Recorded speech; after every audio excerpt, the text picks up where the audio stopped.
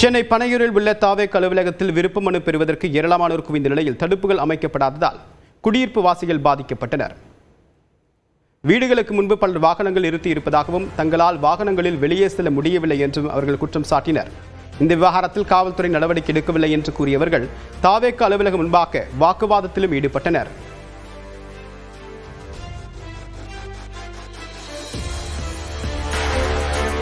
சாப்பிட்டுட்டு குப்பை ஃபுல்லா போட்டுட்டு போறாங்க. எங்களை இப்படி போகாதீங்க அப்படி போகாதுன்றாங்க. கார் வந்தா விட மாட்டேன்றாங்க. அப்புறம் இதுக்கு மேல அது இல்லாம சண்டை போடுறாங்க. அங்க போய் நீங்க ஒண்ணுமே வேண்டாம், இந்த 6 அவனியும் கவர் பண்ணுங்க. நீங்க என்ன இஷ்யூன்னு உங்களுக்கே தெரியும். ஒரு நாள் 2 நாள் இல்லைங்க, இதை நாங்க மாச கணக்கா நாங்க இது பண்ணிட்டு தான் ரெசிடென்ட்ஸ் வந்து இப்பவே வெளியில வர ஆரம்பிச்சிருக்கோம். ஏன்னா இது எங்களால கண்ட்ரோல் பண்ண முடியல. இவங்க இன்னும் பாலிடிக்ஸ்க்கு வரவே இல்ல, அதுக்குள்ள எங்களுக்கு இவ்வளவு பிரச்சனை. ரெசிடென்ட்ஸுக்கு எல்லா அவனையும் பேரிகேட் போட்டு வச்சிருக்காங்க. யார் இவங்களுக்கெல்லாம் பர்மிஷன் கொடுக்கறது? 7க்கு முன்னாடியே காரை பார்க் பண்றாங்க. எப்படி நாங்க போய் பாரு, நாங்க சொல்லவே வேண்டாம். எல்லா இடத்துலயும் எங்களுக்கு எல்லா விதத்திலயும் பாதிப்பு. How do we live here? Mister Bussy Anand எங்கன்னு தெரியல, அவர்கிட்ட தான் பேசியிருக்காங்க. அவங்க சுஜரிதா ராவ் தான் பிரசிடென்ட், அவங்க சுஜரிதா குமார், அவங்க வந்து அந்த புஷி ஆனந்த் பேசிட்டு ஒண்ணுமே இருக்காது, ப்ராப்ளம் இருக்காதுன்னு தான் சொன்னாரு. இது நீங்களே பார்த்து சொல்லுங்க, இது ப்ராப்ளம் இருக்கா இல்லையா? நாள்தோறும் இது போன்ற பிரச்சனையை எதிர்கொள்வதாக பனையூர் குடியிருப்பு வாசிகள் தெரிவித்த போது அவர்களுக்கும் தாவேகா தொண்டர்களுக்கும் இடையே வாக்குவாதம் ஏற்பட்டது. உங்ககிட்ட பேசுறப்ப நீ பேசு ப்ளீஸ். இல்ல இல்ல, நீங்க ஏன் பிளாக் பண்றீங்க? உங்ககிட்ட பேசக்கூடாது. நீ ஒரு ஸ்பாட்ல தான் உங்ககிட்ட நான் பேச விரும்பல. நீங்க மாத்தி சொல்றீங்களா? நான் உங்ககிட்ட பேச விரும்பல. இந்நிலையில் பனையூர் தாவேக் அலுவலகத்தில் விருப்ப மனுக்கள் 1.5 மணி நேரத்தில் வழங்கப்பட்டதாகவும் இன்று மட்டும் 10,000 மனுக்கள் கொடுக்கப்பட்டிருப்பதாகவும் தாவேகா இணை பொதுச் செயலாளர் நிர்மல்குமார் தெரிவித்தார். நாளை மீண்டும் விருப்ப மனுக்கள் வழங்கப்படும் என்றும் அவர் கூறினார். ஒரு 14ஆம் தேதி வரைக்கும் விருப்ப மனுக்கள் வழங்க இருக்கிறது. நாளை காலை 10 மணிலிருந்து மாலை 6 மணி வரைக்கும் வழங்கப்பட இருக்கிறது. தொண்டர்கள் பொதுமக்கள் யார் யாரும் இங்கே வருபவர்கள் உறுப்பினர் அட்டையுடன் வந்து பெற்றுக்கொள்ளவும், ரொம்ப பொறுமையாக வந்து எடுத்துக்கிற உங்களுக்கான அனைத்து வசதிகளும் உள்ளே வந்து பல கவுண்டர்கள் ஏற்பாடு செய்யப்பட்டுள்ளது. பொறுமையாக உங்களுடைய வசதிக்கேற்ப அடுத்த ஒரு 7 நாட்கள் 14ஆம் தேதி வரைக்கும் வந்து பெற்றுக்கொள்ளவும். எல்லாரும் ஒரே நாள் வர வேண்டியது அவசியம் இல்லை.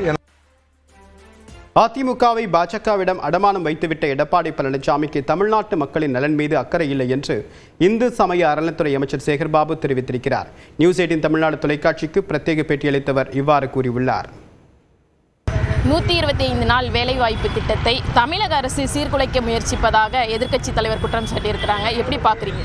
ஒன்றிய அரசு எதை செய்தாலும் அதை ஆதரிக்க வேண்டும் என்ற ஒரு நிலைப்பாட்டில் இன்றைக்கு 10 தோல்வி பழனிசாமி முடிவெடுத்திருக்கின்றார்.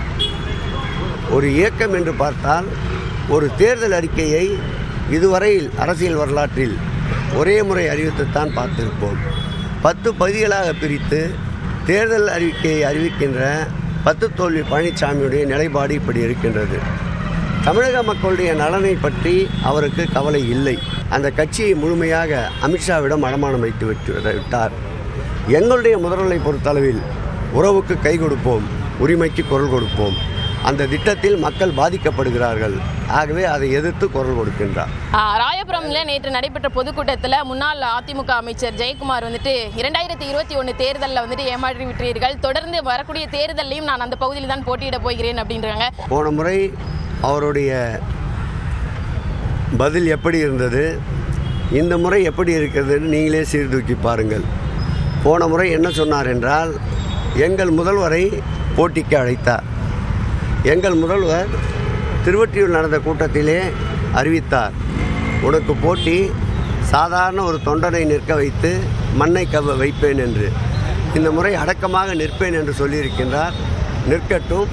நிச்சயமாக திராவிட மாடல் ஆட்சியிலே சென்னையை ஒட்டியுள்ள 22 சட்டமன்ற தொகுதிகளிலும் திராவிட முன்னேற்ற கழகத்தின் இருவர்ண கொடிதான் இந்த 2026லும் பட்டொலி வீசி பறக்கும்.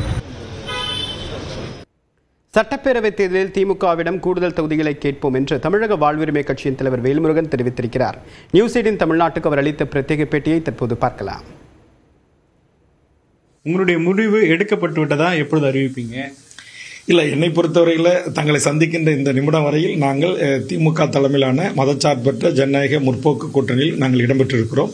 ஏற்கனவே 2 நாடாளுமன்ற தேர்தல், ஒரு சட்டமன்ற தேர்தல், உள்ளாட்சி தேர்தல்களில் நாங்கள் இடம்பெற்று எங்கள் கூட்டணி மகத்தான வெற்றி பெற்றிருக்கிறது.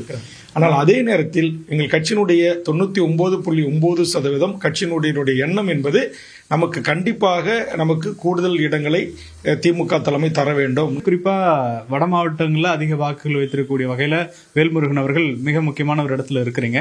அந்த கன்சிடரேஷன் பாக்குறாங்களா, இல்லாட்டி அதை பெருசா எடுத்துக்கல?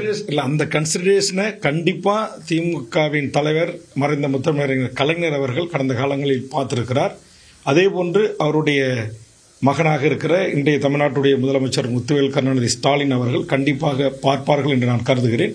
இந்த முறை அதே மாதிரியான ஒரே இடம் அப்படின்னா அது மாற்று முடிவுக்கு வழிவகுக்குமா?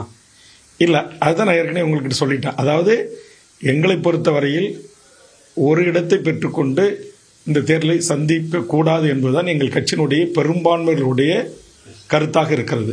அதனால் ஒருவேளை திமுக இதுவரையும் எங்களுக்கு அப்படி சொல்லவில்லை. அப்படி ஒருவேளை திமுக தலைமை எங்களுக்கு சொல்லினால் அதை குறித்து எங்கள் கட்சியினுடைய பொதுக்குழுவை கூட்டி உரிய முடிவுகளை நாங்கள் எடுப்போம்.